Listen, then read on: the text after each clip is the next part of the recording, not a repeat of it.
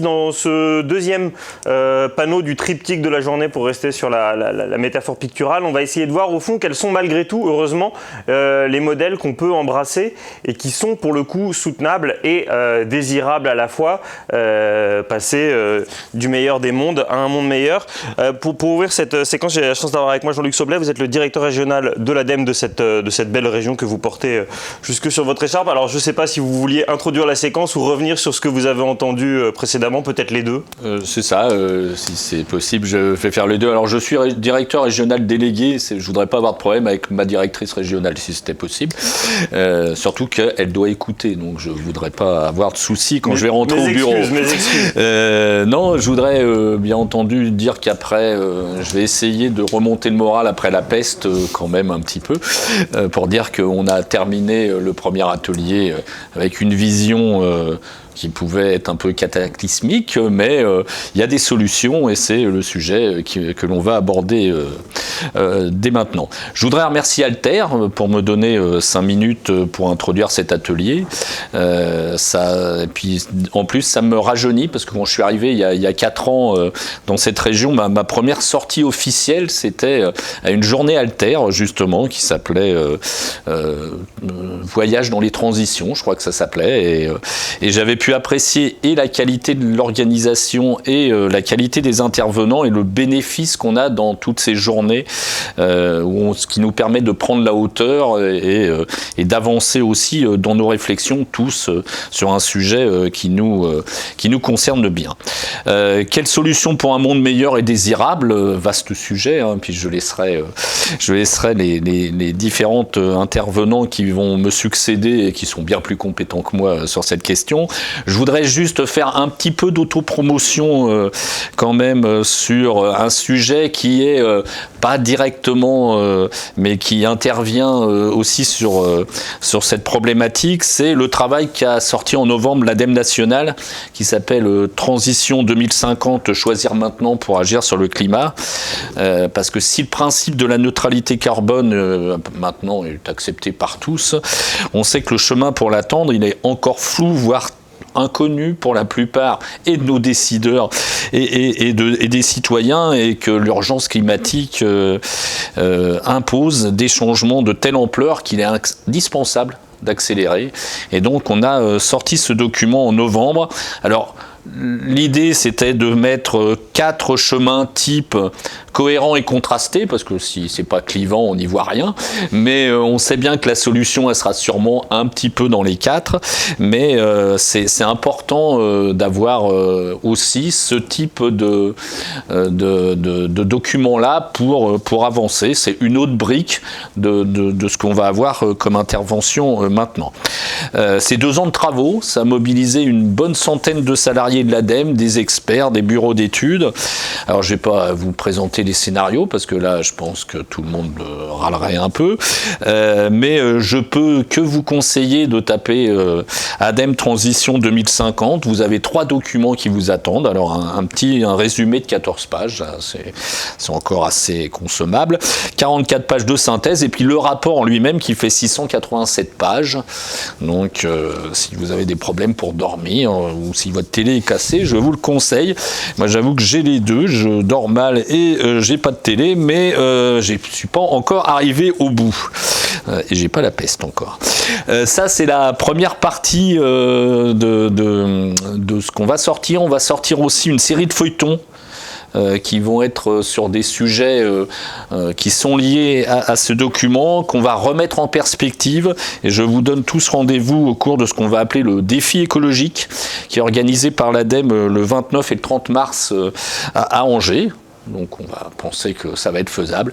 Et en même temps, on fêtera les 30 ans de l'ADEME, car l'ADEME aura 30 ans début avril 2022. Donc ce document, vraiment, je pense que c'est un point aussi important pour comprendre les enjeux qui nous attendent d'ici 2050. Et maintenant, Je remercie encore une fois Alter et je passe la parole aux intervenants. Merci beaucoup Jean-Luc, merci beaucoup monsieur le directeur régional délégué, voilà. puisque vous avez refusé la promotion que je vous offrais sur un plateau. Et donc rendez-vous les 29 et 30 mars chez Dubellay à Angers. Alors on va effectivement voir pendant cette heure et demie quelle piste pour un modèle désirable. Avec nous à distance à Budapest, Vincent Liéger, est-ce que vous êtes bien avec nous ? Bonjour à toutes et tous. Voilà, vous nous entendez merveilleux. Vous êtes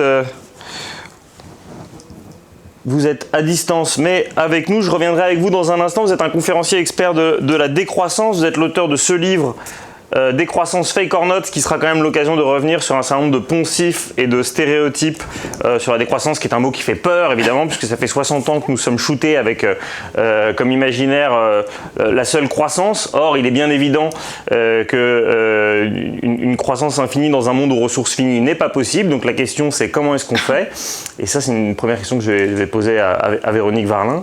Bonjour Véronique, vous êtes directrice générale de l'Obsoco, non, directrice générale déléguée de l'Obsoco. Mais je veux promouvoir tout le monde.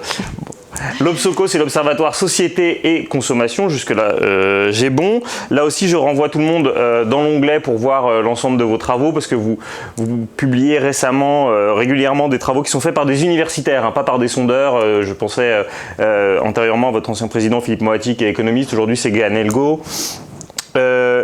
Vous travaillez vous essayez de voir comment est-ce que la consommation des Français évolue dans le temps.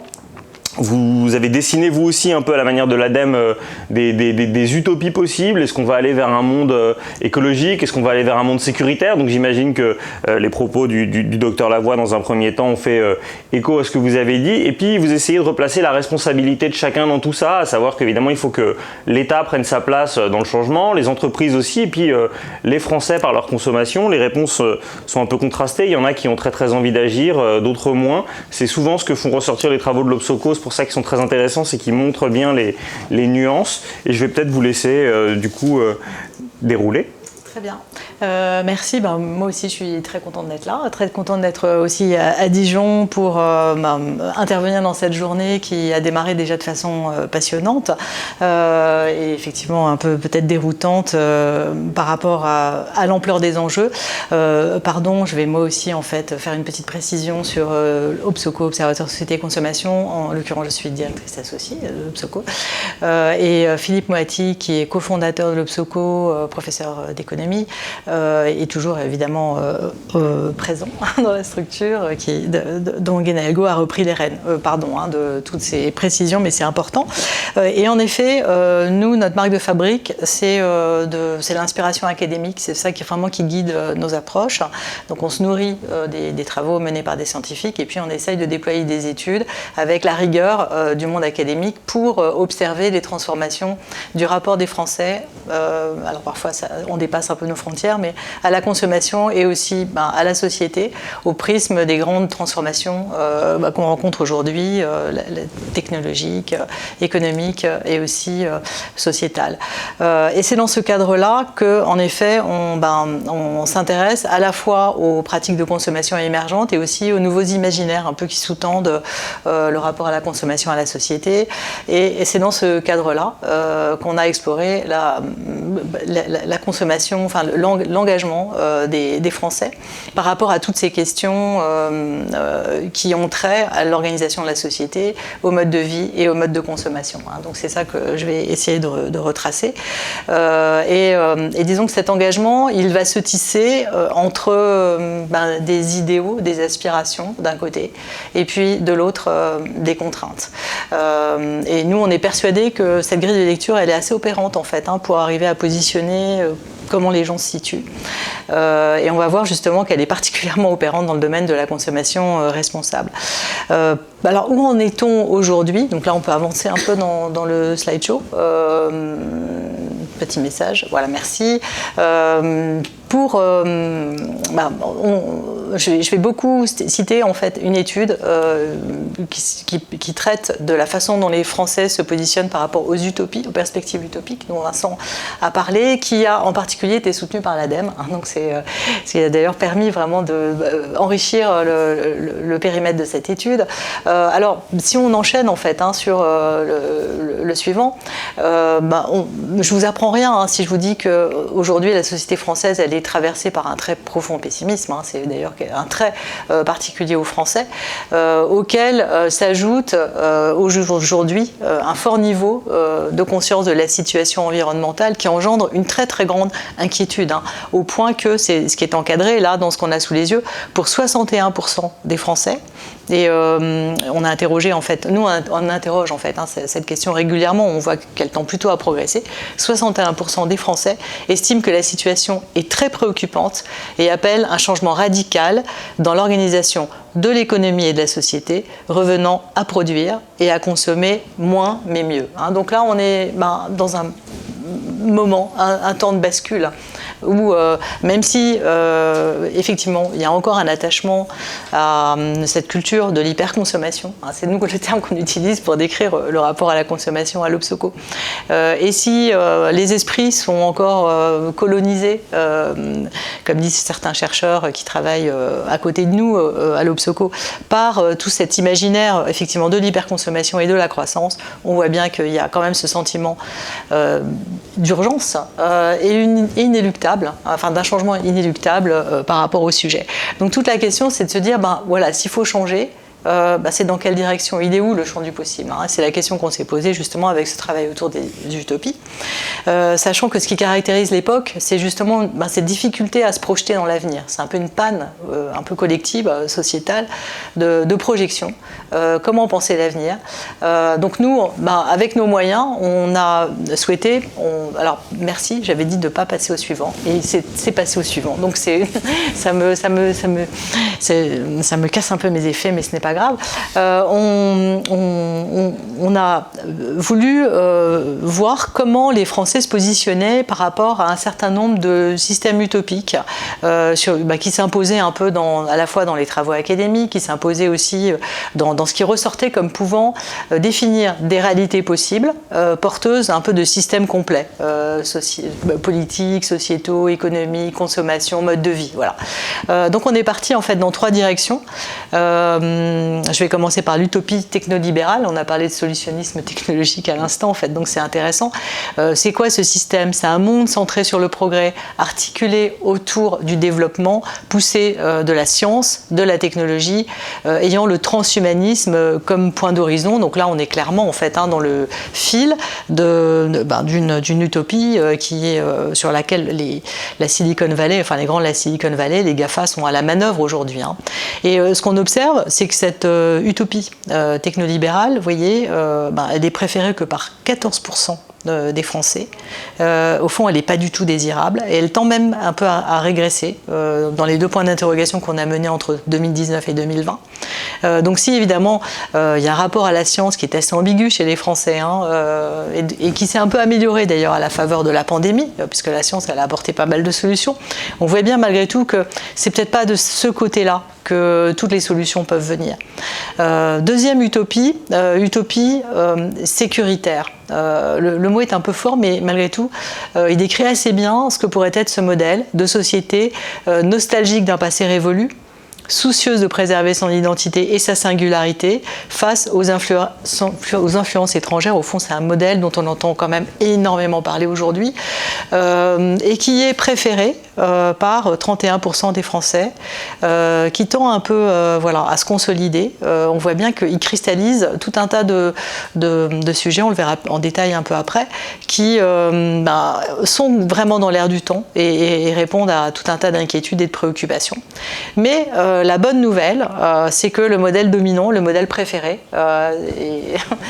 et je pense que ça ne peut que faire plaisir à l'ADEME et que aussi donner de la valeur à ces scénarios qui ont été développés, hein, c'est l'utopie écologique. L'utopie écologique, telle qu'on l'a présentée, c'est en fait l'écologie qui organise l'économie et l'économie et la société et la réoriente vers l'équilibre et la sobriété. On pourrait dire que le slogan de ce modèle, c'est le moins mais mieux. Un modèle préféré par 55% des Français, c'est vraiment une large majorité, et qui s'est par ailleurs maintenu en fait, hein, dans les préférences alors qu'on entrait dans la pandémie et alors que quand même dans le champ des préoccupations, il y avait tout un tas de sujets qui attiraient l'attention et les préoccupations des Français. Alors pourquoi cette utopie écologique se pointe vraiment en tête? C'est parce que on va voir déjà des premiers éléments de réponse dans le slide suivant. C'est par les modes de vie et de consommation qui lui sont associés. Hein. Et ce qu'on voit, c'est qu'en fait, elle est porteuse avant tout d'une forme de qualité de vie. Des standards de vie. Alors là, ce que je vous montre et qui est, je m'en excuse un peu illisible, c'est des tas de propositions qu'on a demandé en fait aux Français qu'on a interrogés de noter. Et c'est ce qui est ressorti donc sur une échelle de -5 à +5. Les notes peuvent paraître assez faibles, mais c'est ce qui apparaissait vraiment en tête. Hein, et donc du coup, qui note, qui permet de pointer ce qui est apprécié et ce qui plaît en fait hein, dans ce modèle-là. Donc des standards de vie qui évoluent vers moins de consommation d'objets, mais en fait au fond vers moins de quantité, plus de qualité, donc moins l'accumulation, mais plus en fait le fait de se recentrer sur ce qui a vraiment du sens, ce qui est vraiment utile. C'est quoi aussi? C'est le fait de pouvoir réorienter son temps sur les activités domestiques, mais au fond c'est le faire soi-même, d'ailleurs qui a été propulsé pendant la crise sanitaire, la cuisine, le bricolage, jardinage, etc., qui prennent une part importante du temps disponible, donc des individus qui deviennent un peu aussi producteurs et consommateurs. C'est aussi la priorité qui est donnée à la sauvegarde de la planète en changeant le modèle de développement, mais au fond en le réorientant moins vers la croissance économique que le bien-être social, la protection de l'environnement. Et c'est aussi une consommation qui va se fonder plus sur la mutualisation, le partage d'équipements de ressources, donc une idée aussi de lien social entre les particuliers, le faire soi-même, l'occasion, le recyclage. C'est aussi au fond un rejet des grandes métropoles, de ce mouvement d'urbanisation et avec toutes les nuisances que ça peut entraîner, le fait de pouvoir se recentrer ou se repositionner dans des villes petites ou moyennes auxquelles les Français attribuent une meilleure qualité de vie et aussi la possibilité de limiter les déplacements, donc de vivre entre guillemets en proximité. Et d'ailleurs c'est aussi ce qu'on a vu hein, dans ce moment de quelque part de proximité, enfin en tout cas d'immobilité ou de démobilité imposée par la crise sanitaire. On a vu en effet que les Français s'étaient repositionnés plutôt à petite échelle. Voilà. Et tout cela aussi au profit des mobilités douces qui ont été portées dans la période mais qui répondent à des aspirations. Hein. Donc ce qu'il faut retenir là, c'est que cette utopie, au fond, ce qu'elle a de désirable, puisque la question qui se pose, elle est là en fait. Hein. Qu'est-ce qui articule d'un côté le soutenable et le désirable?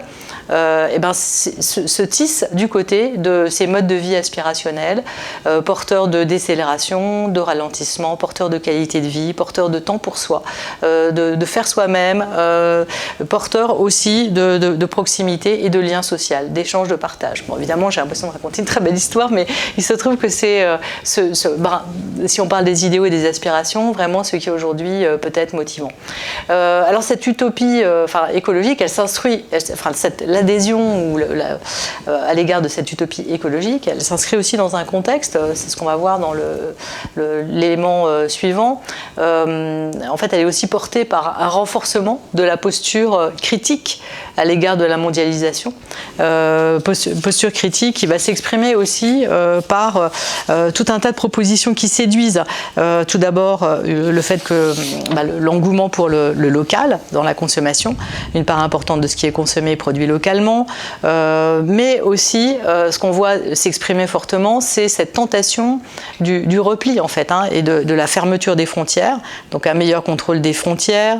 C'est aussi la préférence nationale quant à la consommation, donc des produits français privilégiés en taxant fortement les importations. C'est aussi quand même la protection des frontières face au flux d'entrée des immigrés. C'est aussi le renforcement de la protection douanière. Donc on voit en fait que derrière dans l'époque, il y a aussi des choses qui vont s'articuler avec cette utopie écologique qui peuvent apparaître comme des contradictions, sur lesquelles d'ailleurs nous on a observé des clivages selon les sensibilités politiques. Entre d'un côté, on peut être intéressé par le local, quelle que soit la sensibilité politique, vers l'écologie, vers plutôt la droite ou la gauche, mais là où ça va se cliver, c'est au fond par rapport à cette disposition, ou ce rapport à l'autre, à l'altérité, ce désir de repli sur soi, voire de fermeture en fait. Et c'est vrai que d'ailleurs dans ces courants écologiques, il y a un peu de tout ça. Alors, je coupe parce qu'il y a beaucoup de questions qui arrivent, donc c'est bien, ça prouve que ça suscite beaucoup d'intérêt. Juste, je prends la dernière, les autres, on y reviendra à la fin de votre intervention, mais pouvez-vous clarifier la différence entre utopie sécuritaire et écologique, parce que des modes de vie n'empêchent pas la volonté de conserver son identité et sa culture. De prime abord, l'idée que les deux ne sont pas antithétiques, on peut être sécuritaire et écolo. Absolument, et c'est vrai qu'il y a une assez forte... Alors je ne voulais pas rentrer dans ce détail-là, parce que sinon ça me prendrait beaucoup plus de temps et au détriment de ce qui suit, mais ce qu'on observe en effet, et c'est un peu là que je voulais en venir d'ailleurs, une certaine porosité entre ces deux utopies. C'est que même si clairement on voit bien que l'utopie écologique domine, il y a dans les éléments propres à l'utopie sécuritaire que j'ai cités, le local, la préférence nationale, enfin le patriotisme on va dire économique, etc. Des choses qui peuvent également rallier les fans de cette utopie sécuritaire.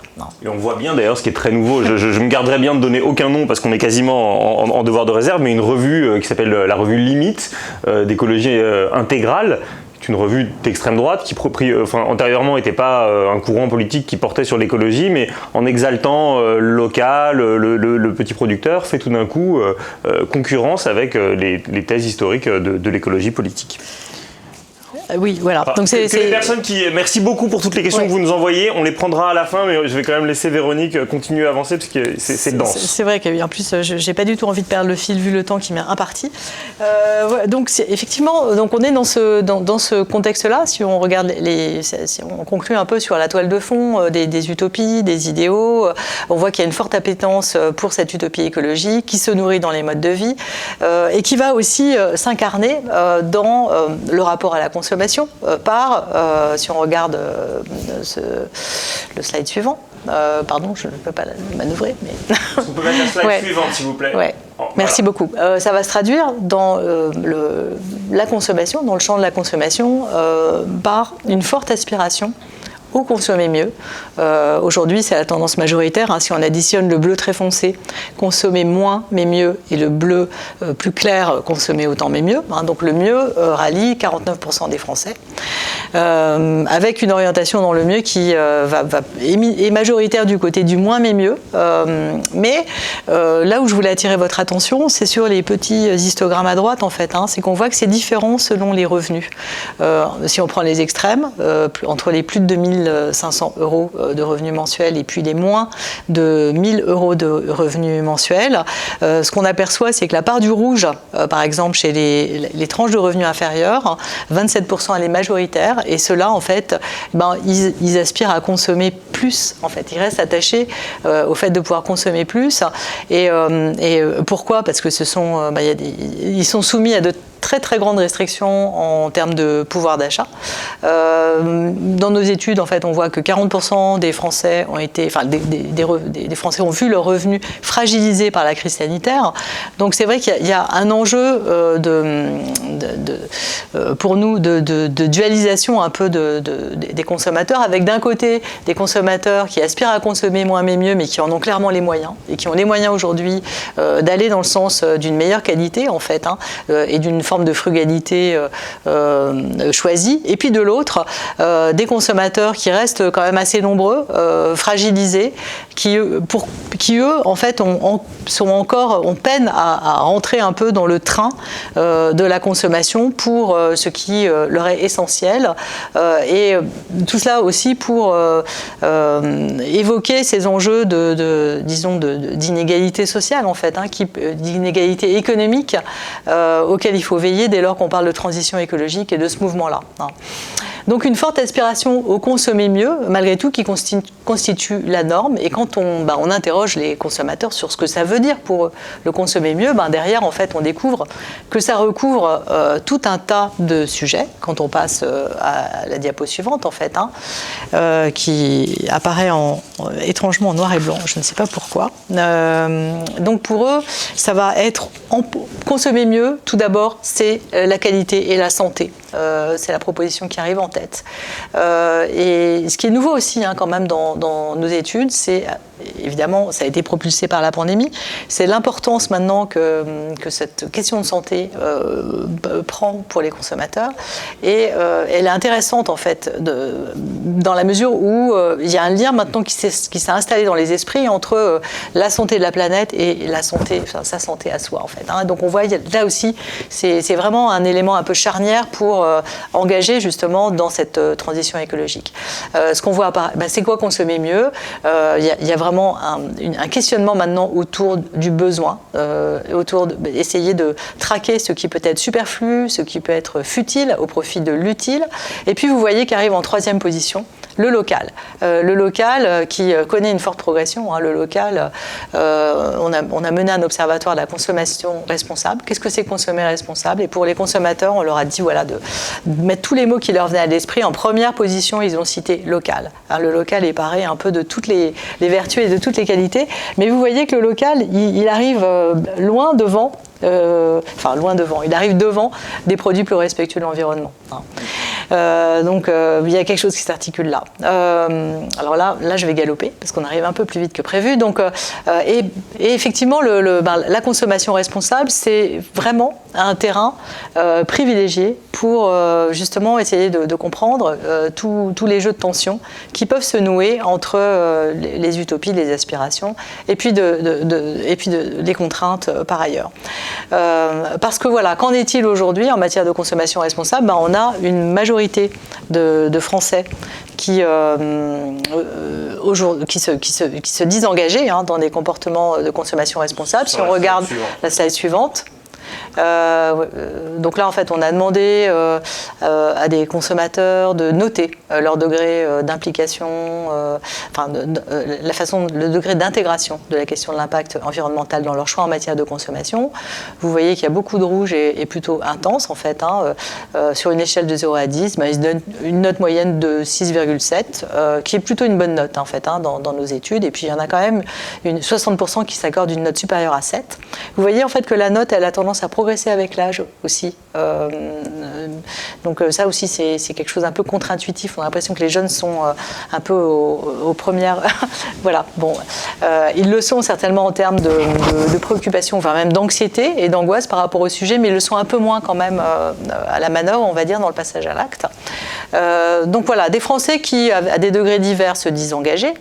Et puis, si on regarde la suite, des Français qui, quand on les interroge sur, selon eux, à qui incombe en priorité la responsabilité d'agir afin de résoudre les problèmes environnementaux, sociaux et sociétaux, se placent quand même en troisième position. En troisième position, les consommateurs et les citoyens. Ça aussi, c'est quelque chose qui a changé, au sens où, dans les études qu'on pouvait mener il y a 10 ans sur le sujet, ce qu'on relevait, c'était que les consommateurs se sentaient plutôt impuissants. Ils avaient l'impression que l'action individuelle était plutôt illusoire. Donc là, j'espère que du côté de l'ADEME, vous confirmez.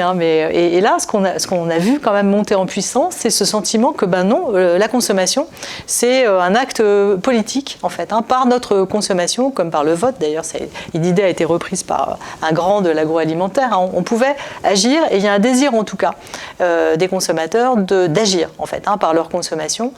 Pas forcément dans leur choix de yaourt, ça peut être aussi dans l'autonomie, la quête d'autonomie, le désir d'indépendance, d'autoproduction, etc., d'organisation, de mutualisation, d'aller vers des circuits alternatifs. Mais on voit qu'aujourd'hui, la consommation est envisagée vraiment comme un acte politique, mais malgré tout, pas tout seul, parce que qui apparaît en tête, c'est l'État. C'est à l'État vraiment qu'incombe au premier plan la responsabilité d'agir sur le sujet. Et puis, vous voyez aussi que les grandes entreprises, elles sont clairement énormément attendues au fait sur ce terrain-là. Elles ont un pouvoir d'agir qui n'a pas échappé aux consommateurs et sur lesquels, qui justement les créditent d'une part de responsabilité et de rôle, du coup, important. Et puis ensuite, évidemment, on a tout un tas d'acteurs beaucoup plus, disons, classiques, les ONG, etc. Mais vous voyez, il y a un trio de tête là, qui s'impose comme étant un peu les acteurs déterminants du paysage pour les consommateurs et les citoyens, eux-mêmes, les grandes entreprises, l'État. Alors si on regarde les grandes entreprises, on a vu qu'elles étaient créditées de très, très grandes attentes et d'un très grand pouvoir, mais au fond, leur implication concrète, elle est perçue de façon extrêmement négative. Il y a juste un pourcentage à retenir. 14% seulement des Français, c'est le petit segment qui apparaît en bleu ciel, 14% seulement estiment que les entreprises sont suffisamment impliquées dans la réponse à la crise écologique. Ce qui est vraiment extrêmement faible au regard des efforts qu'elles déploient pour valoriser tout ce qu'elles font, tous les engagements, etc. Donc on voit là clairement c'est pas audible et c'est pas perceptible. Tous ces engagements corporate sociétaux, en fait, ils ne sont pas vraiment décodés, visibles et surtout jugés à la hauteur de l'enjeu, au point que 81% des Français estiment que la loi devrait contraindre les entreprises à limiter au maximum les impacts de leurs activités sous peine de sanctions. On voit que là, y a aussi une attente implicitement quand même du rôle de l'État pour contraindre, pour rendre les choses beaucoup plus visibles et qu'il y a pour le coup une disposition importante des Français quand même à encourager l'État en ce sens. C'est juste un exemple, mais on en a d'autres aussi sur l'affichage des impacts écologiques des produits. Enfin, on voit bien là qu'il y a vraiment des demandes très fortes de ce côté-là et sur lesquelles le régulateur, lui, il a vraiment son rôle à jouer. Donc une perception très négative de l'implication des entreprises, mais malgré tout, et ça aussi, ça fait certainement obstacle à la mise en place de la transition écologique, tout ça dans un climat de défiance à l'égard des grands, tout confondu, des grandes entreprises et des grandes institutions. Donc là, ce que vous avez sous les yeux, c'est un peu la cote de confiance qu'on va accorder à différents acteurs de la société. Donc en bleu, ceux en qui on a confiance, en rose, ceux en qui on n'a pas confiance, qui inspirent de la méfiance. Alors, c'est vrai que nous, ce qu'on observe dans nos études, parce que on pose toujours on interroge toujours sur cette question-là, qui par ailleurs est reprise aussi par d'autres. Je pense que c'est Vipov. Enfin voilà. Et dans ce type d'études, ce qu'on relève depuis maintenant des années, c'est que l'échelle de confiance, elle va plutôt favoriser les petits par rapport aux grands. Donc en tête, ceux à qui on fait confiance, ceux à qui plus de 75% des Français font confiance, ça va être les petits producteurs, les artisans de l'alimentaire, les paysans, les agriculteurs, les AMAP par exemple. Et à l'inverse, tout en bas de l'échelle, on va retrouver le législateur, les acteurs de l'industrie agroalimentaire, les acteurs de la grande distribution, dont plus de 60% des Français se méfient. Et ça aussi, ça peut quand même pénaliser la dynamique en fait, dont on voit qu'elle repose justement sur ces acteurs-là. Donc en toile de fond, voilà cette méfiance, ce sentiment que, alors qu'ils ont du pouvoir, ils devraient s'en saisir, qu'on est un peu tout seul. À côté de ça, il y a aussi des obstacles sur la route qu'on va voir plus précisément. Souvent, en fait, on dit oui, mais les consommateurs, ils disent qu'ils veulent consommer de façon responsable, ils veulent des produits verts, et puis en fait, ils ne les achètent pas, on ne comprend pas. Mais c'est aussi parce que, au fond, c'est un sujet qui ne va pas de soi pour les consommateurs. Dans notre observatoire de la consommation responsable, on a relevé que 60% des consommateurs estimaient que c'était difficile de consommer responsable. Difficulté qui semble d'ailleurs se lever avec l'engagement. plus on fait, plus on trouve qu'au fond que c'est facile et accessible. Donc là, ça montre vraiment qu'il y a un enjeu d'accompagnement très important pour justement résoudre ces difficultés et lever les freins. Alors ces difficultés, sur quoi elles vont porter, le premier obstacle, quand on interroge les gens sur ce qui constitue des freins à l'adoption de comportements de consommation de mode de vie responsable, c'est ce qui est encadré en fait, c'est le coût. Le coût associé à la consommation et des modes de vie responsables. C'est le coût et c'est important de l'avoir en tête en fait. Il y a cette idée, et souvent fondée d'ailleurs, que consommer mieux, consommer de façon responsable, ça revient plus cher. Le coût financier, c'est le premier obstacle. Et si on regarde le slide suivant, on s'aperçoit que c'est vraiment un sujet qui peut engendrer un risque de conflit entre d'un côté le citoyen et le consommateur. Quand on interroge en fait les consommateurs sur les 3 critères qui sont les plus importants quand ils choisissent un produit ou des marques, vous voyez en fait que le prix apparaît en tête pour 62%, en tête ou en premier ou en troisième pour 62% en fait des consommateurs. Et ce qu'on observe nous, c'est que dans le contexte de la crise sanitaire, dans le contexte aussi d'un retour à l'inflation, en fait, il y a à craindre quand même que cette question-là mette en tension au fond l'aspiration responsable et la mette en échec surtout. Voilà. Donc après, il va y avoir d'autres critères importants. La santé, on y revient, la qualité, l'impact environnemental aussi en fait, pour 29%, mais vous voyez que l'impact environnemental il est important, mais il ne suffit pas, il faut aussi qu'il y ait tout le reste. Voilà, donc des obstacles qui sont aussi des marges de progrès pour les entreprises. Si on regarde, qui sont aussi des marges de progrès pour les marques et les entreprises, dont au fond seulement un tiers des Français estiment qu'elles rendent plus facile l'adoption de comportements responsables et qui ont des marges de progrès dans tout un tas de sujets, à commencer le coût, rendre au fond les solutions plus accessibles, mais aussi l'offre des solutions, disons, via l'innovation, le manque d'informations sur les usages plus écologiques, et puis viennent vraiment plus bas, au fond, des questions qui pourraient être de l'ordre de la difficulté à changer ses habitudes, les efforts à accomplir, etc. Mais on voit bien là qu'il y a des marges de progrès du côté de l'offre, de l'innovation, du côté de l'information, et en général, quand on est face à de telles perspectives en fait, de manque, de tension, de difficultés, pour les entreprises, pour les marketeurs, c'est vraiment des gisements fertiles pour innover et pour s'en emparer. Donc on peut s'imaginer en fait que ça peut offrir des horizons très vertueux en fait, pour les entreprises de s'emparer et d'aller répondre aux difficultés des consommateurs pour prendre un peu position sur ces nouveaux mondes avant leurs concurrents. Donc des marges de progrès. Donc si, en fait, il faut, là, après cette première séquence sur les enjeux, sur aussi comment y aller, comment faire, peut-être qu'il faut retenir quatre pistes. Donc, pardon, l'innovation, l'information, j'essaie d'aller plus vite. J'avais oublié que j'avais ce slide. Qui sont ce sur quoi vraiment les marques sont prioritairement attendues, donc j'en ai parlé, donc je vais vraiment avancer. Pour atterrir sur un peu la question du début, qui était à quelles conditions une utopie écologique, donc un avenir soutenable, peut être désirable. Il y a peut-être 4 pistes qui se dessinent. Il y a une piste autour des imaginaires, on en parlait en amont de cette présentation. C'est qu'on voit que là, effectivement, il y a beaucoup à faire pour sortir de ces imaginaires de l'hyperconsommation, de la croissance. Mais il y a aussi pour le coup des leviers très, très puissants, très entre guillemets aspirationnels à activer du côté de ces modes de vie écologiques qui aujourd'hui sont hyper désirables pour les consommateurs et dont on voit qu'ils renvoient à tout un tas de choses très très concrètes.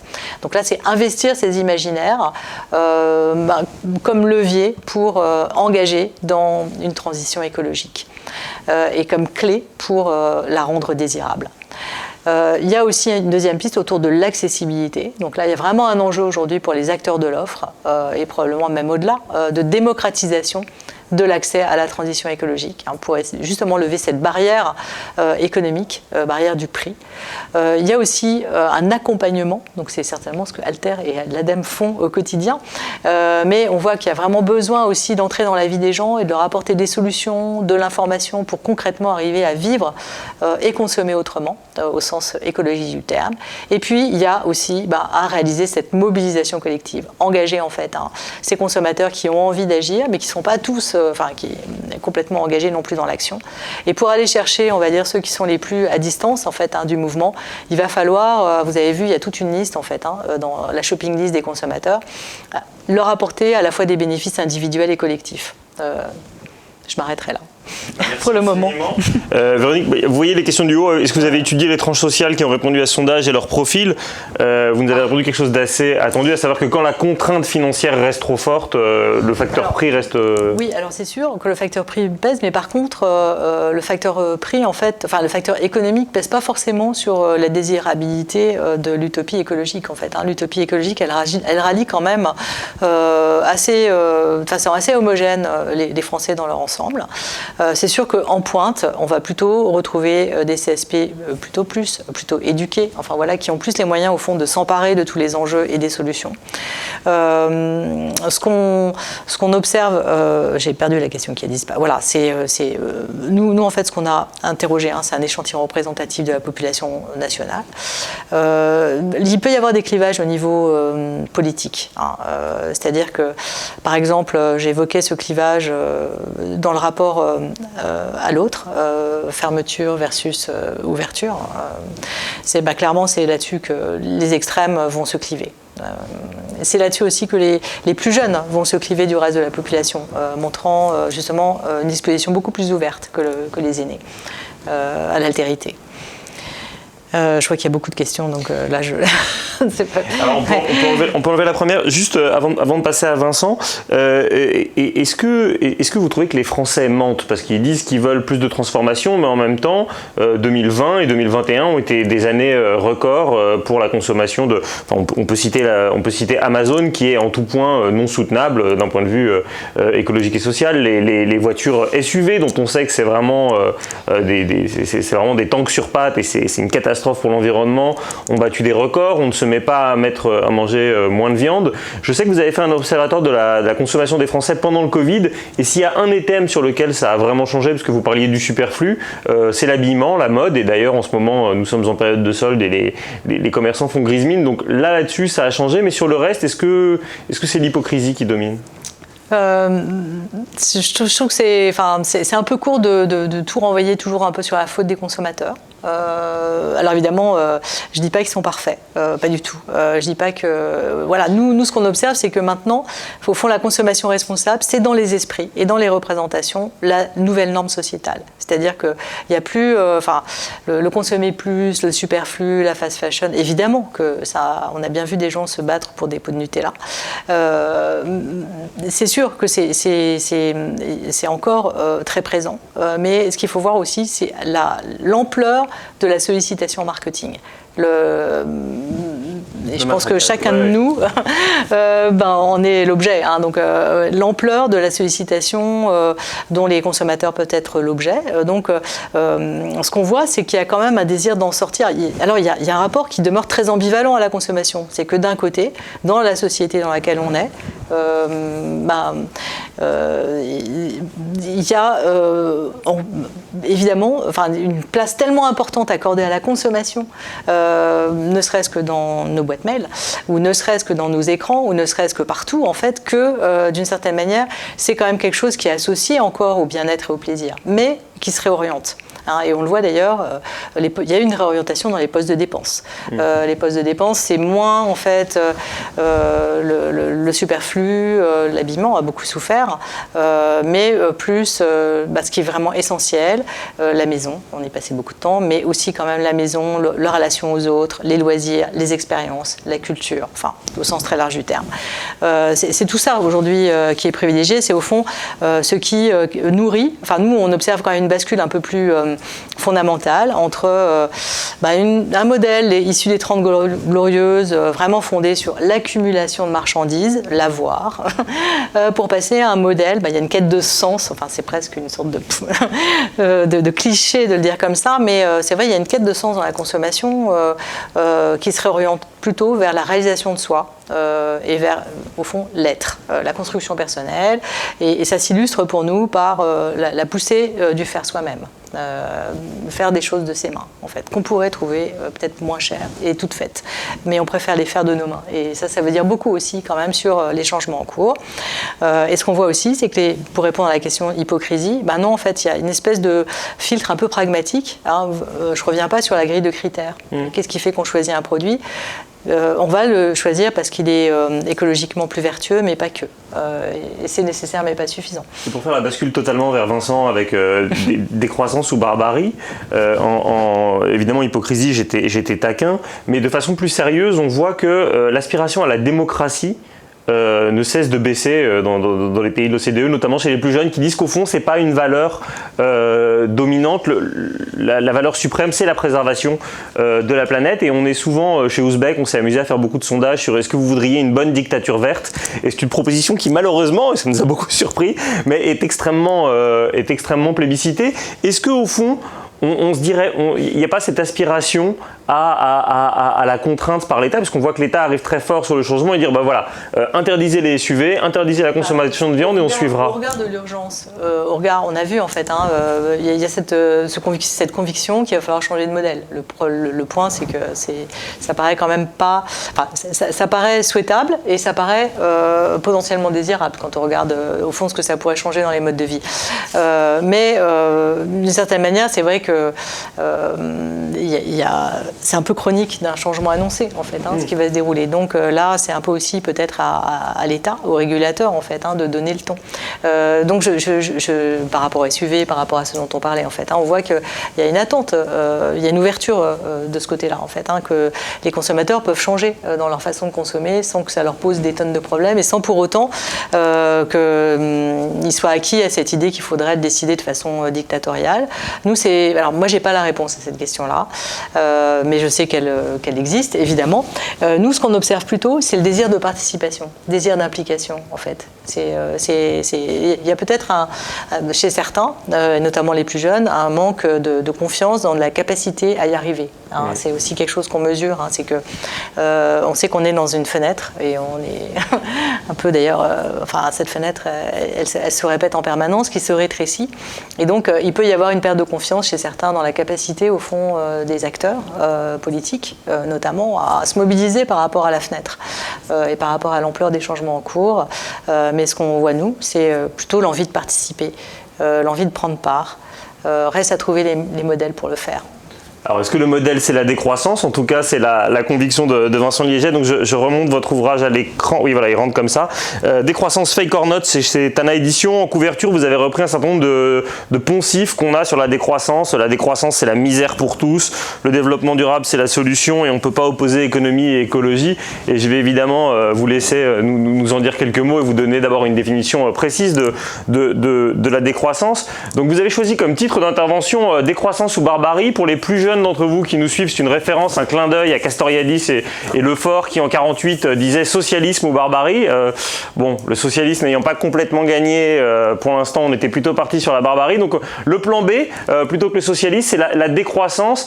Je vous laisse peut-être rebondir sur ce qu'a dit Véronique, mais donnez-nous une définition claire de ce qu'est la décroissance, parce que souvent les gens ne savent pas quoi. Merci pour votre invitation et merci pour l'organisation de cette très belle journée. Donc, pour répondre à votre première question, qu'est-ce que la décroissance ? Et c'est intéressant parce que ça rebondit direct sur les discussions qu'on avait juste avant sur la question de la place de la publicité, parce que la décroissance, au départ, c'est un terme qui est choisi pour éviter d'être récupéré par le système dominant qui est aujourd'hui celui de la publicité, du marketing, de la communication. Et quand il naît il y a 20 ans, c'est parce qu'on voit l'émergence de manière beaucoup plus timide qu'aujourd'hui, on voit l'émergence de débats de société sur les limites physiques à la croissance, on voit des prises de conscience sur les enjeux environnementaux, et puis on voit surtout le système dominant qui arrive avec cet oxymore, cette tarte à la crème du développement durable, et ce qui est aujourd'hui devenu un mot qui est rentré dans le langage courant, qui est le greenwashing. Ce qui fait qu'aujourd'hui, quand on veut nous vendre un SUV, on va utiliser ce que Véronique montrait comme étant transformation sociétale dans les aspirations. On va utiliser des aspirations à vivre en harmonie avec la nature, à vivre de manière beaucoup plus solidaire et de manière conviviale. Et la publicité va nous vendre un SUV en montrant une famille qui va faire du vélo ensemble avec son SUV dans une belle nature. Les vélos sont sur le toit de la voiture et ainsi de suite. Et le terme décroissance est choisi à propos dès le départ pour ne pas être récupéré parce qu'il attaque dans sa sémantique de manière assez forte. Ce à quoi on a été biberonné depuis qu'on est né, c'est cette religion de la croissance, ce totem que l'on voit présent tous les jours dans les médias, dans les discours politiques, dans les discours économiques, mais aussi un totem qui est fondamental pour le système économique aujourd'hui dominant, qui est peut-être ce stade ultime du capitalisme, l'ultralibéralisme, où dans notre société, il n'y a rien de pire qu'une société de croissance sans croissance. Et c'est ce qu'on a pu vivre ces derniers mois en période de Covid, parce que l'absence de croissance, ça entraîne la récession, ça entraîne des maux économiques et sociaux assez catastrophiques. Et d'un autre côté, la quête perpétuelle vers le toujours plus de croissance n'est pas possible pour des raisons physiques évidentes, comme ça a été démontré lors de la première table ronde. Et donc, le terme décroissance est un slogan provocateur qui a pour objectif de poser la question, est-ce qu'une croissance infinie dans un monde fini est possible? La réponse est non. Mais surtout, est-ce qu'elle est souhaitable? Et puis, de ce que l'on vient de voir lors de la présentation de l'Obsoco de Véronique, on se rend compte que le toujours plus n'est pas nécessairement quelque chose qui est désirable et souhaitable et souhaité par l'ensemble des populations. Donc, c'est un terme barbare, mais qui a cette double vertu de ne pas être récupéré par le système dominant. Et on voit à quel point le greenwashing aujourd'hui s'est imposé dans notre société. Et aussi qui invite à une forme d'exigence en termes de débat, en termes de qualité de réflexion, en termes de questionnement, en termes de radicalité, c'est-à-dire d'analyser, de prendre les problèmes à la racine, une forme d'exigence, parce que dans sa sémantique, il invite vraiment à une décolonisation de l'imaginaire, il invite à faire des pas de côté, puis à repenser en profondeur un certain nombre de croyances que l'on ne questionne pas suffisamment et qui s'inscrivent autour de slogans ou de concepts toxiques comme le capitalisme, le productivisme, le patriarcat, le technoscientisme ou l'économicisme, pour n'en citer que quelques-uns. Vous avez cité le terme de récession par une malhonnêteté intellectuelle assez forcenée. Un grand nombre de néolibéraux mettent un signe égal entre décroissance et récession et nous expliquent que si on cesse d'être dans un monde en croissance, on va mécaniquement aller vers un monde de retour à la bougie. Et je ne sais plus qui employait l'expression de modèle Amish pour expliquer qu'on allait revenir au XVIIIe siècle. Et évidemment, le modèle Amish, par rapport à la question qui nous est posée aujourd'hui, il n'est pas désirable. Le système de santé ou le système éducatif des Amish, il n'est pas extrêmement performant. Donc comment est-ce qu'on évite effectivement ce piège un peu grossier? Et ça ressemble à quoi un monde décroissant?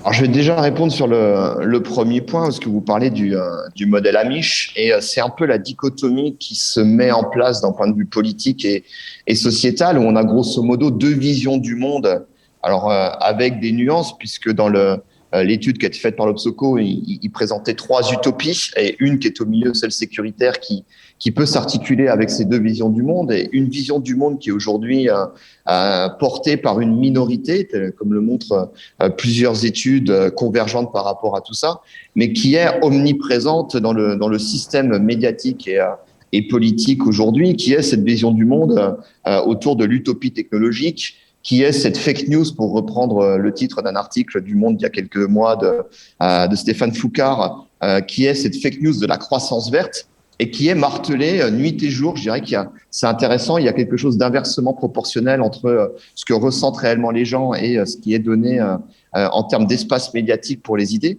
Et donc, cette fuite en avant technologique, capitaliste, néolibérale, avec ce pari totalement fou et vraisemblablement perdu du découplage, c'est-à-dire d'arriver à maintenir un système économique basé sur la croissance, sur l'ultralibéralisme, tout en arrivant à réduire nos impacts environnementaux et nos tirages sur les ressources finies à des niveaux qui permettent d'éviter les catastrophes qui sont déjà en cours. Je dirais, il est omniprésent, il est martelé dans les médias, il est martelé à travers la publicité. Les médias et la publicité sont dans les mains d'une oligarchie financière minoritaire, mais qui, en termes d'imaginaire, joue un rôle extrêmement central et toxique. Et en parallèle, il y a ce que moi j'appelle l'utopie décroissante, et je vais développer un peu ce qu'on y met derrière, mais qui s'avère être de plus en plus majoritaire en termes d'aspiration, qui s'avère être de plus en plus démontré d'un point de vue scientifique comme étant la solution d'un point de vue énergétique, d'un point de vue technique, d'un point de vue démocratique, d'un point de vue économique, la plus désirable et la plus réaliste. Et autour de la décroissance, on a cette difficulté, c'est que il est très compliqué d'aller parler de décroissance dans les médias dominants. Il est très compliqué de porter la décroissance dans le système démocratique que l'on a aujourd'hui, qui est limité à un outil qui peut être tout à fait pertinent et utile pour un certain nombre de décisions, mais qui est très loin d'être suffisant pour faire démocratie, qui est la démocratie représentative, le système de partis, et puis puisqu'on est en plein dedans actuellement, l'élection présidentielle ou l'élection pour une ou un candidat qui serait le grand sauveur et ainsi de suite. Et donc la décroissance, elle pose un peu toutes ces questions-là, des questions sociétales en profondeur sur quels sont nos besoins fondamentaux et comment on y répond de manière soutenable, mais surtout conviviale et désirable. Et puis autour de ça, la décroissance, elle invite à un questionnement en profondeur sur la place de l'économie, la place du patriarcat, la place des inégalités, la place d'une démocratie plus directe, la place de l'écoféminisme, et puis d'un certain nombre de mots chantiers ou de réflexions. Ça a été cité à plusieurs reprises ce matin. Je pense au low-tech, je pense à la permaculture, je pense à la relocalisation ouverte. Ça a été évoqué. Nous, on insiste beaucoup sur la dimension d'ouverture autour de la relocalisation. L'enjeu n'est pas de se barricader autour de micro-sociétés soutenables et merveilleuse, mais c'est de créer d'autres formes de solidarité en relocalisant ce qui fait sens d'être relocalisé, mais en créant des contre-pouvoirs, des liens et des solidarités qui plus est face aux catastrophes qui sont en cours. Et puis d'autres mots chantiers comme par exemple les communs. Et puis quand je parle de démocratie directe ou beaucoup plus délibérative, je fais par exemple référence à l'expérience extrêmement intéressante et qui a été malheureusement cassée par le président actuel et le gouvernement actuel, qui était cette convention citoyenne pour le climat. La démocratie directe avec beaucoup de créativité et en expérimentant différentes formes et qui peut se décliner par thématique, qui peut se décliner par secteur d'activité, qui peut se décliner par territoire, peut être un levier extrêmement intéressant en termes d'éducation populaire, en termes de participation, en termes de prise de décision collective. Et quand on a cette tension entre l'utopie écologique ou décroissante vers plus de démocratie, ou cette tension vers un système qui devrait être plus autoritaire, en fait, la démocratie directe permet de mettre en place des mesures qui peuvent être très restrictives pour, je pense notamment des questions de limites, de redistribution, de remise en question du droit de propriété quand celui-ci va à l'encontre de l'intérêt général, ou des choses comme le débat sur l'héritage ou un revenu maximum acceptable.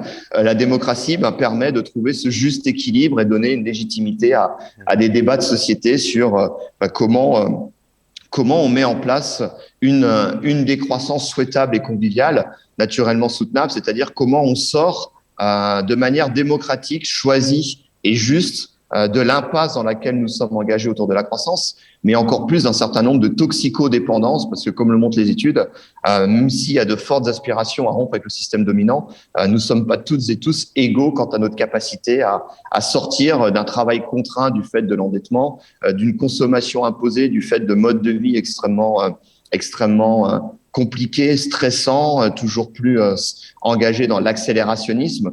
On a pu voir, par exemple, avec notre coopérative à Budapest, quand les gens étaient confinés et avaient arrêté de travailler, ils avaient le temps d'acheter des légumes bio, de saison, locaux et de cuisiner avec leurs enfants à la maison. Quand ils retournaient travailler, ils retournaient vers la junk food de la grande distribution, et c'est tout à fait logique. Et la décroissance, elle montre qu'il y a un lien très fort entre un modèle de société qui nous impose aujourd'hui le toujours plus et une rupture à construire pour aller vers des modes de sobriété qui peuvent être vécus de manière tout à fait émancipatrice autour d'une bonne vie ou autour d'une joie de vivre, à condition de réorganiser en profondeur nos vies, de réorganiser le sens que l'on donne à nos activités, de réorganiser d'autres formes de rapport aux autres, au temps, à la nature, aux outils et ainsi de suite. Cet après-midi, on discutera plus largement de la manière dont on compte et on verra bien, enfin au fond on le sait depuis les années 60 et le discours du frère Kennedy qui disait que le PIB mesure tout sauf ce qui fait que la vie vaut la peine d'être vécue, et c'est ce que vous évoquiez à l'instant, mais au fond vous avez entendu donc la présentation de Véronique sur les contraintes qui empêchent les gens d'aller vers une consommation plus responsable et en premier lieu le pouvoir d'achat. Et là encore, une des ruses rhétoriques dominantes, c'est de dire la décroissance, pourquoi pas pour ceux qui ont déjà beaucoup parce qu'ils arriveront à s'en sortir, mais pour tous ceux qui aujourd'hui sont précarisés, et en ouverture Jean-Patrick Masson évoquait les gilets jaunes, on sait qu'il y a environ 12 millions de Français qui sont à 50 € près chaque mois. Si vous leur dites qu'ils vont avoir moins, ils sont persuadés qu'ils n'arriveront plus à remplir le frigo. Et ça, c'est pas acceptable. Ça, c'est extrêmement intéressant comment on retourne les discussions. Et d'ailleurs, depuis une quinzaine d'années que je tourne un peu partout en Europe à animer des débats, des workshops, des discussions sur la décroissance, c'est extrêmement amusant de voir que il est beaucoup plus difficile d'aller parler de décroissance à une certaine élite technocratique néolibérale que à des gilets jaunes ou, je pense, dans la ruralité hongroise, aux populations roms qui souffrent de précarité extrêmement violente.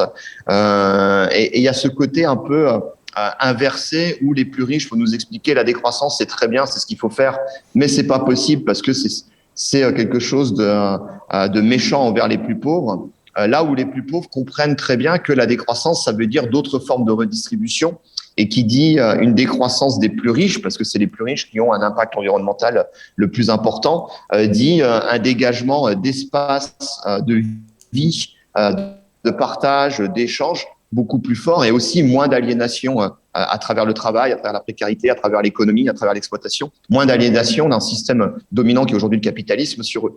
Et à la même réflexion sur les rapports nord-sud, très souvent les pays du Nord vont expliquer qu'on ne peut pas mettre en place la décroissance parce qu'on serait des salauds envers les pays du Sud, là où les débats sont aussi extrêmement riches et denses dans les pays du Sud, sachant que culturellement et historiquement, toutes les civilisations n'aspirent pas à suivre le modèle de développement tel que l'on a imposé à l'échelle mondiale. Et encore plus, je crois qu'il y a énormément de choses à aller apprendre dans d'autres cultures, parce que c'est dans des cultures qui ont fait le choix de vie différent que celui du matérialisme et de la croissance, où on retrouve des modes de vie beaucoup plus sobres, mais aussi beaucoup plus partagés. Ce qui fait que, par exemple, il est très difficile de traduire le mot développement dans des langues africaines. Quand on avait traduit ce mot-là en langue Eton du Cameroun, on avait trouvé comme traduction le rêve du blanc. Tout comme quand on essaye de traduire le mot pauvreté ou misère dans des langues d'autres civilisations de chasseurs-cueilleurs, par exemple, ou africaines ou d'Amérique latine, ce qui va ressortir, ça va être le terme de solitude. Et la décroissance, elle nous invite à décoloniser notre imaginaire occidental qui a une vision très réductionniste et purement quantitative de ce qu'est une bonne vie pour aller vers une vision beaucoup plus qualitative. Et en termes de rapport riche-pauvre, c'est réduire l'empreinte écologique et le niveau de consumérisme des plus riches permet de réduire la contrainte sur l'exploitation, sur l'extractivisme et donc de l'autodétermination pour les populations les plus pauvres à travers des redistributions. Deux petites questions de vocabulaire pour poursuivre. Quelqu'un vous demande, puisque le mot décroissance fait peur, est-ce qu'il ne faudrait pas juste le remplacer par sobriété ? Et ça m'évoque une réflexion d'un de vos collègues économistes qui a fait une thèse sur la décroissance, Timothée Parikh. Et Parikh dit, en fait, on voit la décroissance comme une amputation. En réalité, il faut l'envisager comme un régime. Est-ce que vous êtes d'accord avec cette analogie ? Et dans ce cas-là, quelle est l'obésité du système ? Alors, première chose, c'est un débat qui est récurrent sur le terme décroissant, qui sera un terme mal choisi. Je dirais que c'est comme tous les termes, il a ses vertus et ses limites. J'ai exposé, moi, les deux vertus qui me paraissent extrêmement pertinentes. Le fait de ne pas être récupéré par le système dominant. La sobriété est facilement récupérable par le système dominant et peut se transformer en greenwashing, la post-croissance aussi. Dans le mot introductif, la présidente ou vice-présidente de la région parlait de l'économie circulaire qui est devenue, elle aussi, bien que portée par des gens tout à fait sincères, une espèce de tarte à la crème, on va mettre un peu tout et n'importe quoi. Le terme décroissance permet d'éviter ça. La deuxième question sur la sobriété, en fait, la sobriété sans poser la question du modèle économique dans lequel on est aujourd'hui, qui est un modèle dépendant, toxico-dépendant à la croissance, la sobriété dans une société de croissance, ça amène à la récession. C'est-à-dire consommer moins dans une société de croissance, ça ne fonctionne pas. Et donc la décroissance amène, pour rebondir sur ce que a défini très bien mon ami Timothée Paric, amène à cette réflexion que la décroissance n'est pas faire moins dans le même système, ce qui est quelque chose de mortifère, mais c'est de faire moins dans une autre manière de penser la société, dans un autre système qui est quelque chose d'émancipateur et de joie de vivre.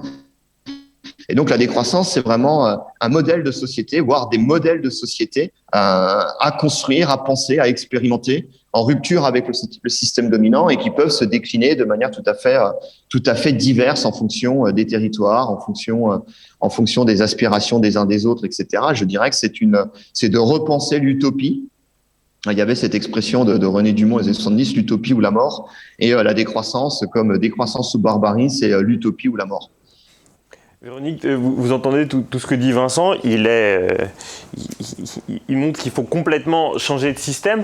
Ça dit quoi par rapport à votre étude? Parce qu'il y a une grosse partie de votre étude qui dit que, en gros, les Français qui ont déjà de l'argent, ils sont déjà un petit peu convaincus, même s'ils ne le disent pas comme ça. Mais quand ils disent qu'ils veulent consommer moins mais mieux, c'est un peu ça, non? Oui, mais ils veulent consommer moins mais mieux, mais dans les faits, ils continuent à hyper consommer, au fond.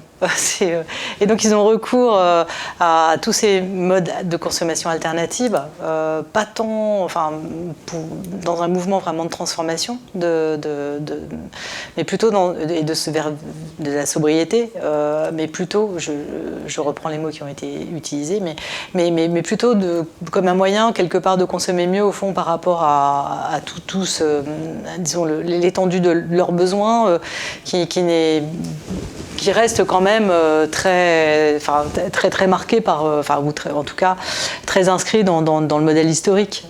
Donc je pense qu'il y a évidemment une aspiration, mais qu'elle est plus qualitative si on parle de consommer en fait. Donc c'est la meilleure qualité, des produits qui vont durer plus longtemps. Enfin bref, mais sans pour autant que ça transforme radicalement vraiment les choses et que ça instaure en effet un nouveau modèle de société. Je ne pense pas que ça aille jusque-là. C'est ce que j'entends moi en fait dans le propos, évidemment. C'est qu'il s'articule avec aussi le fait de repenser comment faire société et que c'est même le point de départ. La première question qui vous était posée, c'est est-ce que vous mesurez les effets, vous, dans votre étude de désirabilité sociale? On voit que sur des choses très triviales, par exemple la lutte contre l'obsolescence programmée, il y a un consensus quasi général des citoyens. Tout le monde voudrait que son lave-linge à nouveau dure 15 ans, etc. etc. Est-ce qu'au fond, ça pourrait pas être une entrée facile sur un monde un peu décroissant de lutter sur cette logique de réparabilité, de lutte contre l'obsolescence? Ça, c'est évident que les consommateurs commencent à en être convaincus, en fait. Et donc, ils commencent à aller en ce sens-là, d'autant qu'ils sont aussi dépendants de l'offre. Il se trouve que l'offre, elle évolue aussi en ce sens, puisque la réparabilité, maintenant, elle est rendue obligatoire par la loi, en fait, dans certains secteurs. Donc voilà, donc les acteurs de l'offre se sont adaptés, en fait, à cette nouvelle donne. Et c'est ça aussi qui encourage l'adoption de pratiques côté consommateur. Ce qu'on voit aussi, nous, c'est qu'il y a de plus en plus quand même cette idée qu'on pourrait se détourner de la possession d'objets pour aller vers des modèles d'usage. Donc effectivement, là, je ne vais pas revenir sur l'économie circulaire, mais d'une certaine façon, ce qu'on voit aussi se développer, c'est l'appétence des consommateurs pour des modèles qui ont quand même été théorisés comme étant beaucoup plus sobres en ressources, type économie de la fonctionnalité. Donc des nouveaux modèles type abonnement, location, enfin voilà. Que d'ailleurs, ce sont des modèles qui sont aujourd'hui de plus en plus présents dans l'offre. Donc il y a certainement à la croisée de ce que les consommateurs, pourraient faire et de tous ces un peu nouveaux modèles, des manières de les engager, mais ils ne font pas toujours le lien quand même entre cette manière de consommer là et puis les questions, on va dire, politiques ou écologiques. Ça peut aussi apparaître comme étant, au fond, une manière de disposer de marques qu'on n'aurait pas pu se payer neuf. C'est aussi plus pratique parce que, voilà, on ne sait pas trop de quoi demain sera fait. Enfin bon, parce qu'on télétravaille, parce que, enfin bon, il peut y avoir tout un tas de motivations associées à la question. Je ne sais pas si ça répond vraiment, mais... Je demandais à Vincent sur la même question. Au fond, tant pis, je vais citer des marques, mais il y a eu un essor hyper récent, vraiment très très important, de marques comme Vinted qui remet des vêtements de seconde main dans le marché, back market, sur tout ce qui était inutilisé industriel. Et au fond, tout d'un coup, on dit, mais toute leur communication est de dire, mais nous vendons des produits qui avant sinon étaient détruits, qui sinon avant étaient inutilisés, donc nous luttons pour un monde plus sobre, etc. Est-ce que Vinted et back market sont les étendards de la décroissance ?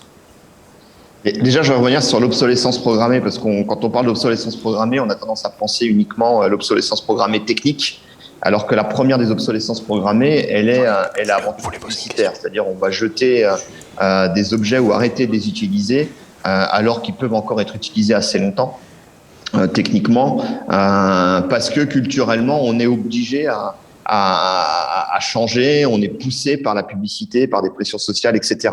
Sur l'obsolescence programmée technologique, malheureusement aujourd'hui, être à la tête d'une grande entreprise qui ferait des machines à laver qui seraient durables, vous avez dit 15 ans, mais une machine à laver, les parties principales peuvent durer beaucoup plus longtemps que 15 ans. Il y a des pièces qui vont s'user plus rapidement, que l'on peut changer régulièrement, mais tout ce qui est la structure globale peut durer beaucoup plus longtemps. Et une fois qu'on a équipé l'ensemble des ménages de ce monde en machines à laver réparables, flexibles, partageables, et durables, etc., je dirais qu'il n'y a plus la nécessité de continuer à produire des machines à laver. Et on voit l'impasse du modèle économique dans lequel on est aujourd'hui, c'est-à-dire que si on ne pose pas une question des limites de ce modèle économique qui nous pousse à faire des choses stupides, on va pouvoir trouver des petites solutions tant que ça reste à la marge, comme les exemples que vous prenez. On va avoir des entreprises qui vont trouver des niches économiques intéressantes pour trouver des petits marchés, etc.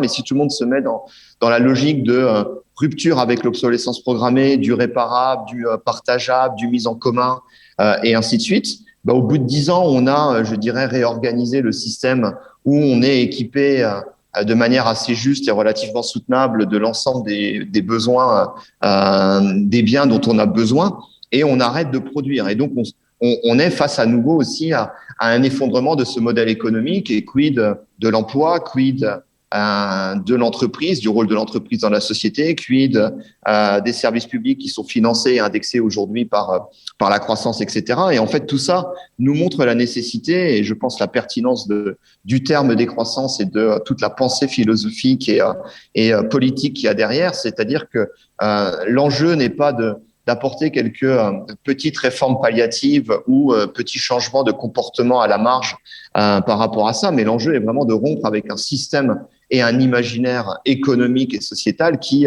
n'est pas compatible avec à la fois les limites planétaires et puis encore plus avec une vie qui fait sens, une vie conviviale, une vie où on se réapproprie des activités qui ont du sens, on se réapproprie du temps, on se réapproprie des savoir-faire et de l'autonomie à travers ces savoir-faire. Vous voyez lever la main, vous partagez la sévérité, parce que je pensais à un autre exemple en écoutant Vincent.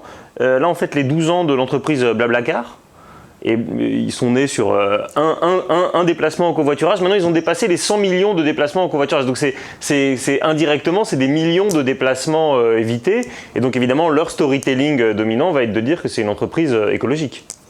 Et qu'ils vont donc vers la décroissance des déplacements. Enfin, en tout cas, vers la décroissance des ressources, au fond, au travers du partage, la mutualisation. Et effectivement, alors, derrière, il y a quand même des nouveaux modèles de consommation qui sont, malgré tout, entre guillemets, plus vertueux et qui permettent d'accéder à des usages qui peuvent aussi contribuer à la qualité de vie, ou en tout cas dont on voit que les consommateurs, auxquels les consommateurs demeurent attachés en fait. Et c'est vrai que nous, ce qu'on observe aussi et ce vers quoi, Vincent Léger parlait de bonne vie. Nous, en fait, on utilise le terme de bonne consommation. En fait, c'est un peu ça qu'on essaye de donner à lire ou à voir au travers de nos travaux. C'est quelles pourraient être les clés, en fait, qui pourraient conduire à, entre guillemets, une bonne consommation.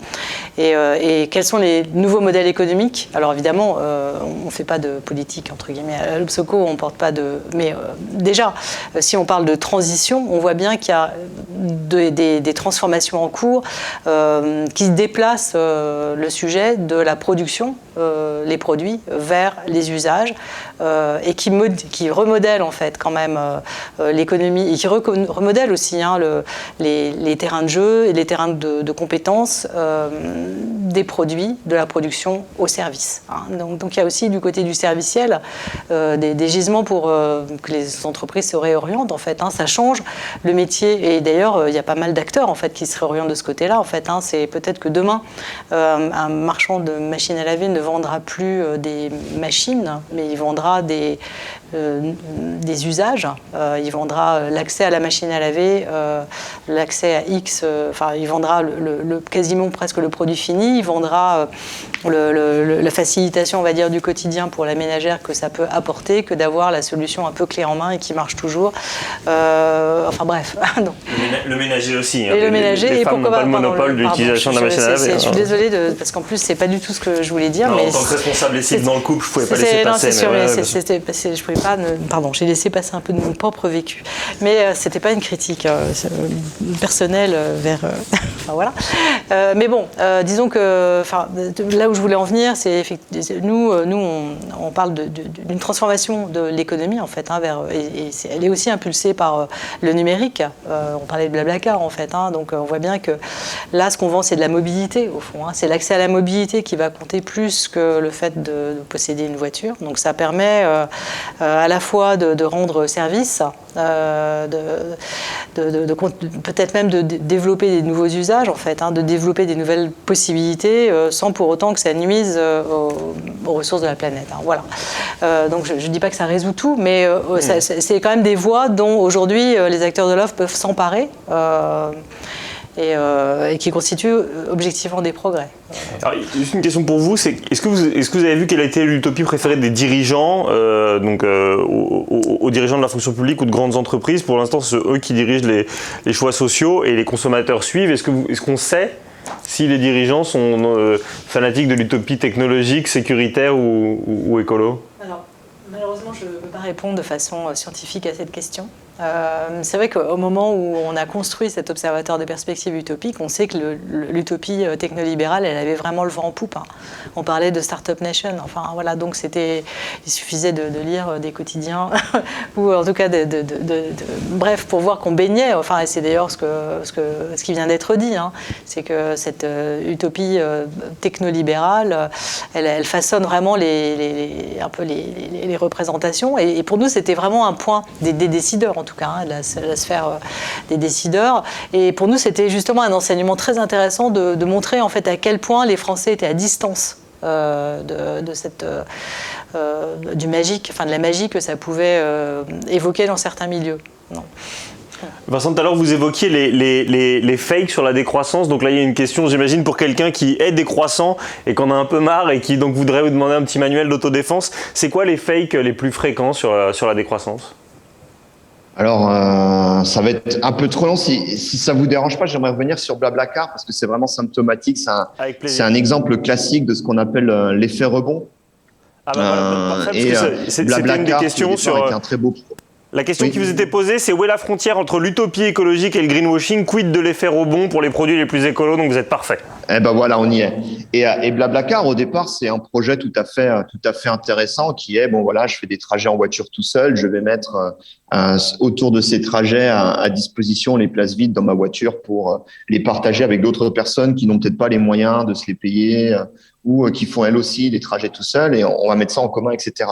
Et il y a eu d'une part cet effet rebond, c'est-à-dire que là où c'était censé remplacer des déplacements qui étaient déjà faits. Il y a eu un appel d'offres où d'un seul coup c'était moins cher, donc des gens qui ne se seraient pas déplacés ont dit tiens, je sais pas quoi faire ce week-end, donc je vais prendre une voiture en Blablacar peu cher pour aller à Toulouse et visiter Toulouse. Donc il y a eu un phénomène où d'un côté on économisait en optimisant l'occupation des voitures, et d'un autre côté, vu qu'on augmentait de manière assez importante les transports, je dirais la note totale faisait qu'on était là aussi dans une croissance de l'impact environnemental des transports. Et il y a eu un autre effet encore plus pervers et malheureux, c'est que Blablacar, du fait d'un coût qui était moins cher que le train, a participé à l'effondrement du chemin de fer en France et dans d'autres pays, là où il aurait été souhaitable d'avoir une réflexion sociétale beaucoup plus large et d'abord sur le sens de nos déplacements, c'est-à-dire avant de mettre en place des palliatifs techniques ou d'innovation économique autour des usages. La première question, c'est de se poser la question des usages, justement. Et Blablacar est un bel exemple, et il y en a énormément d'autres, qui montrent que si on ne se pose pas les bonnes questions dans le bon ordre, c'est-à-dire en posant d'abord la question de quoi ai-je vraiment besoin et pourquoi, avant de poser la question du comment j'y réponds de manière soutenable, en fait, on reste enfermé dans les mêmes dynamiques et on est complètement dans cet effet rebond et en permanence, tout en ayant l'impression de faire des choses vertueuses et plutôt sympathiques. On ne fait que participer à l'accélération de l'effondrement qui a déjà commencé. Alors, pour rapidement sur les quelques fake news qu'il peut y avoir sur la décroissance. Alors, je ne sais pas s'il y en a une qui me vient tout de suite en tête, mais la décroissance, ce serait le chômage pour tous. Je vais juste répondre à celle-là parce que c'est une des grandes inquiétudes et puis je crois que ça fait le lien avec ce qu'on évoquait sur le technosolutionnisme et l'utopie technique, etc. Les politiques sont avant tout dominées par la peur du chômage. Comme disait Hannah Arendt, il n'y a rien de pire que l'absence de travail dans une société de travail. Et la décroissance, en fait, a une réflexion très profonde sur justement la place du travail dans nos sociétés qui a pris une centralité et culturelle et économique depuis peu de temps, 2 siècles environ. Avant, on parlait d'œuvres. Et autour de ça, vu qu'on va aller vers une société qui va produire moins et donc qui va travailler moins et qui plus est va être amenée à sortir des logiques économiques, donc aura moins de moyens pour payer des salaires et ainsi de suite. Donc l'enjeu n'est pas de créer plus d'inégalités et plus de chômage, mais l'enjeu est de repenser notre rapport aux activités. L'enjeu est de repenser à comment on peut partager les tâches difficiles de manière différente.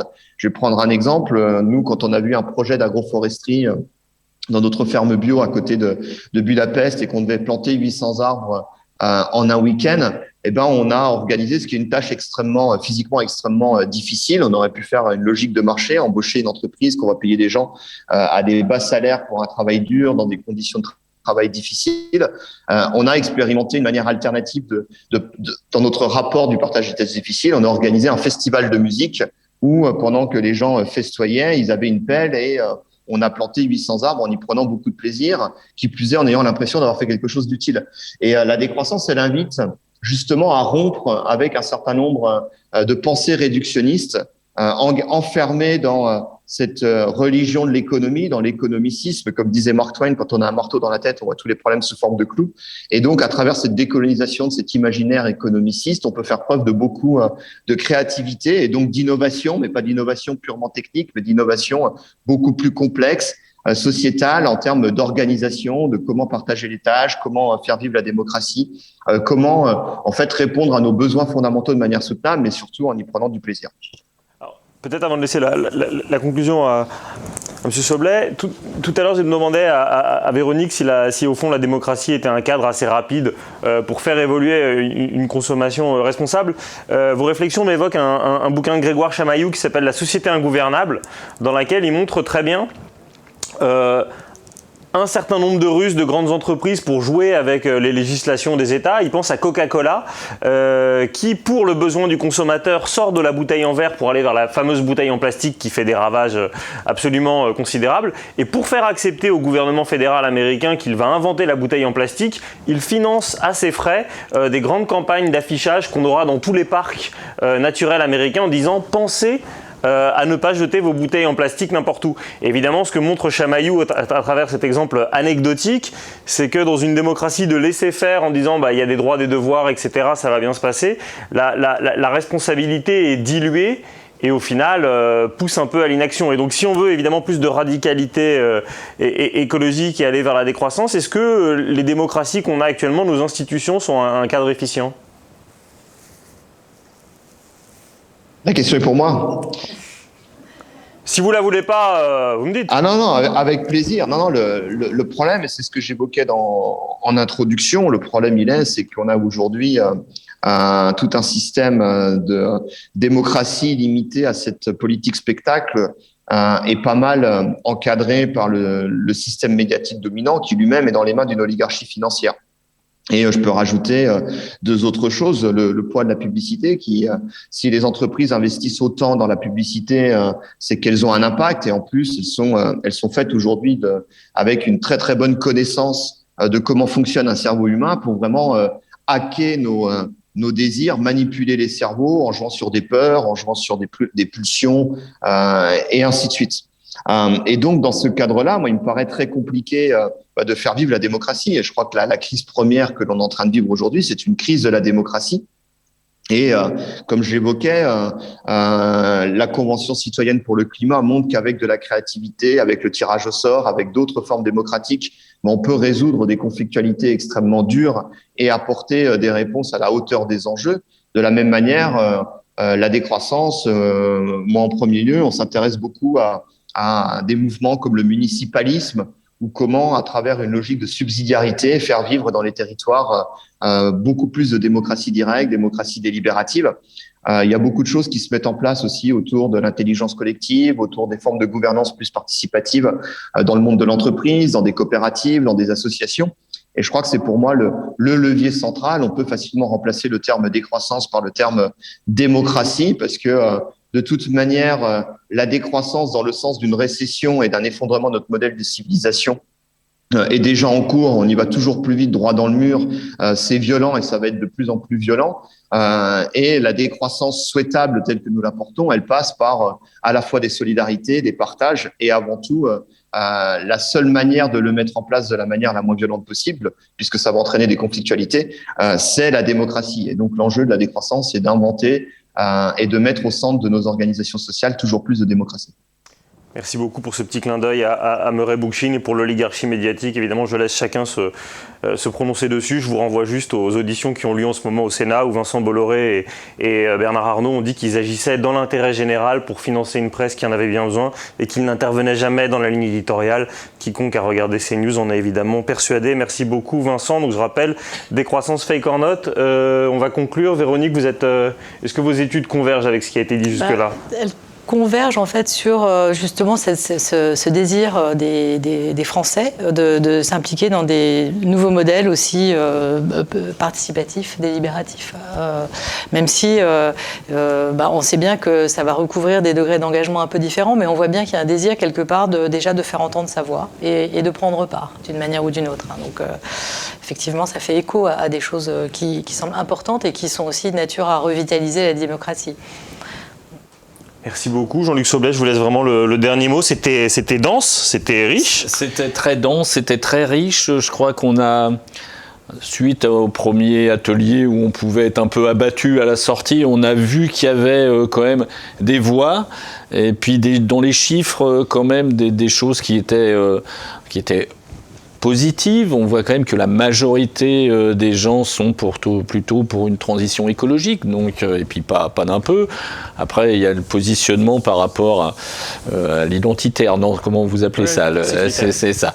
Bon, là, il y a sûrement un peu à gratter, mais il y a peut-être des... Et puis, il y a ces 10 ou 11% quand même, hein, qui, on entend bien, font un peu la loi sur ce qu'on achète, sur notre consommation, mais on a quand même même alors on a vu que ça dépendait pas de l'âge aussi, ça m'a fait plaisir parce que je suis plus tout jeune.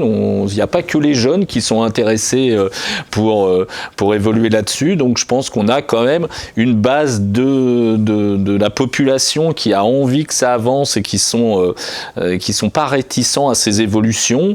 Donc il faut rester optimiste et on verra peut-être cet après-midi comment ça peut se mettre en place. Mais on est tous, je pense, derrière notre écran ici, sensibles, et il faut qu'on continue à travailler tous ensemble pour que notre société, elle soit plus attirante pour, alors c'est banal ce que je vais dire, pour nos enfants et pour nos petits-enfants, mais même pour nous parce qu'on n'est pas encore arrivé au bout de notre vie. Non, je vous confirme. Merci beaucoup. Merci à toutes et à tous qui nous suivez. Merci pour toutes les questions que vous nous envoyez. Elles sont super. N'hésitez pas, cet après-midi, on va mettre en œuvre les préceptes que nous ont évoqués nos intervenants avec une vie bonne. Et donc, on va prendre un petit 2 heures pour déjeuner. On sera de retour à 14h30 pour parler comptabilité. Merci beaucoup, Jean-Luc, Véronique et Vincent à distance. Salutations et à bientôt.